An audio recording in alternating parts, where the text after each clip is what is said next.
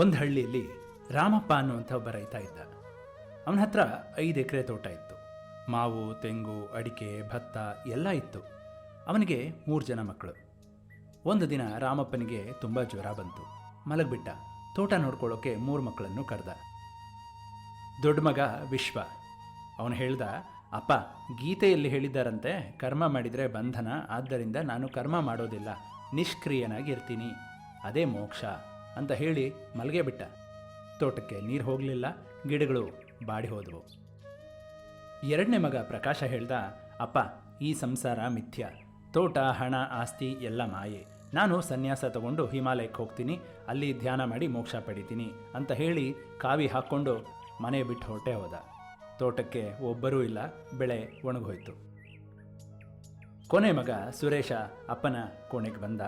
ರಾಮಪ್ಪ ಕಣ್ಣೀರಿಂದ ಹೇಳ್ದ, ಮಗನೇ, ನಿನ್ನ ಅಣ್ಣಂದ್ರು ಹೋದ್ರು, ತೋಟ ಹಾಳಾಗ್ತಾ ಇದೆ, ಊರ ಜನರಿಗೆ ಈ ತೋಟದ ಮೇಲೆ ಆಧಾರ ಇದೆ ಅಂತ. ಸುರೇಶ ಶಾಂತವಾಗಿ ಹೇಳ್ದ, ಅಪ್ಪ, ಚಿಂತಿಸಬೇಡ, ನಾನು ತೋಟ ನೋಡ್ಕೊಳ್ತೀನಿ ಅಂತ. ಬೆಳಗ್ಗೆ 4 ಗಂಟೆಗೆ ಎದ್ದ, ದೇವರಿಗೆ ನಮಸ್ಕಾರ ಮಾಡ್ದ, ತೋಟಕ್ಕೆ ಹೋದ, ಗಿಡಗಳಿಗೆ ನೀರು ಹಾಕ್ದ, ಕಳೆ ತೆಗೆದ, ಹಣ್ಣು ಕೊಯ್ದ, ಊರ ಜನರಿಗೆ ಹಂಚಿದ. ಆದರೆ ಅವನ ಮನಸ್ಸಲ್ಲೊಂದು ಭಾವ ಇತ್ತು, ಇದು ನನ್ನ ತೋಟ ಅಲ್ಲ, ಭಗವಂತನ ತೋಟ, ನಾನು ಅವನ ಸೇವಕ, ಫಲ ಅವನದ್ದು, ನಾನು ಕೇವಲ ನಿಮಿತ್ತ ಅಂತ. ದಿನಗಳು ಕಳೆದ್ವು, ತೋಟ ಹಸಿರಾಯಿತು, ಬೆಳೆ ಚೆನ್ನಾಗಿ ಬಂತು, ರಾಮಪ್ಪ ಕೂಡ ಹುಷಾರಾದ. 6 ತಿಂಗಳ ನಂತರ ಪ್ರಕಾಶ ಹಿಮಾಲಯದಿಂದ ವಾಪಸ್ ಬಂದ. ತೆಳ್ಳಗಾಗಿ ಹಸಿದೋಗಿದ್ದ.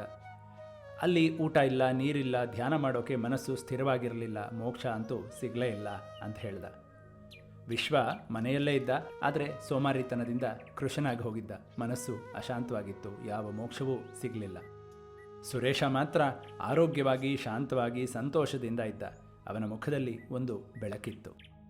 ಗ್ರಾಮದ ಹಿರಿಯರೊಬ್ಬರು 3ರನ್ನು ಕರೆದು ಹೇಳಿದರು, ವಿಶ್ವ, ಕರ್ಮ ಮಾಡದೇ ಇರೋದು ಮೋಕ್ಷ ಅಲ್ಲ, ಕರ್ಮ ಮಾಡದ ಮನಸ್ಸು ಸೋಮಾರಿ ಆಗತ್ತೆ, ಅಶಾಂತ ಆಗತ್ತೆ ಅಂತ. ಪ್ರಕಾಶನಿಗೆ ಹೇಳಿದರು, ಹೊರಗಿನ ಸನ್ಯಾಸ ಸಿದ್ಧಿ ನೀಡೋದಿಲ್ಲ, ಒಳಗಿನ ಸನ್ಯಾಸ ಅಂದರೆ ಫಲಾಸಕ್ತಿ ತ್ಯಾಗ, ಅದೇ ನಿಜವಾದ ಸನ್ಯಾಸ.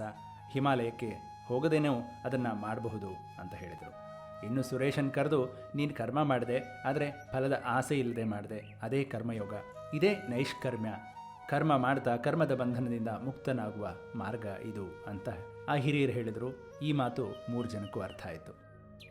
ಈ ಕಥೆ ಹೇಳುವಂಥ ಉದ್ದೇಶ, ಭಗವದ್ಗೀತೆ ಅಧ್ಯಾಯ 3 ಶ್ಲೋಕ 4ರಲ್ಲಿ ಕೃಷ್ಣ ಈ ರೀತಿ ಹೇಳ್ತಿದ್ದಾನೆ, ನ ಕರ್ಮಣಾಂ ನಾರಂಭಾತ್ ನೈಷ್ಕರ್ಮ್ಯಂ ಪುರುಷಶ್ನುತೆ ನ ಚ ಸನ್ಯಾಸನಾತ್ ಏವ ಸಿದ್ಧಿಂ ಸಮಧಿಗಚ್ಚತಿ.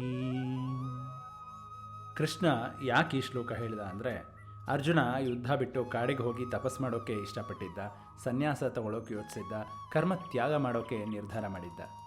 ಕೃಷ್ಣ ಹೇಳ್ತಾನೆ, ಇದು ಪಲಾಯನ, ಜ್ಞಾನ ಅಲ್ಲ, ಕರ್ಮ ಬಿಟ್ಟು ಓಡಿದರೆ ಮೋಕ್ಷ ಸಿಗೋದಿಲ್ಲ, ನಿನ್ನ ಧರ್ಮ ನಿನ್ನ ಸ್ಥಳದಲ್ಲೇ ಇದೆ ಅಂತ.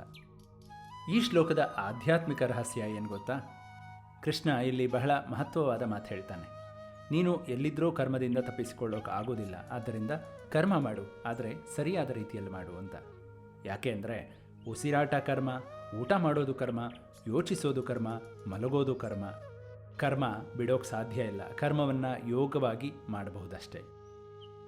ಈ ಶ್ಲೋಕದಿಂದ ನಾವು ರೂಢಿಸಿಕೊಳ್ಳಬೇಕಾದಂಥ 5 ಜೀವನ ಪಾಠಗಳು, ಪಲಾಯನ ಪರಿಹಾರ ಅಲ್ಲ ಅನ್ನೋದು ಮೊದಲನೇದು. 2ನೇದು, ಸೋಮಾರಿತನಕ್ಕೆ ಆಧ್ಯಾತ್ಮಿಕ ಸಮರ್ಥನೆ ಕೊಡಬೇಡ ಅನ್ನೋದು.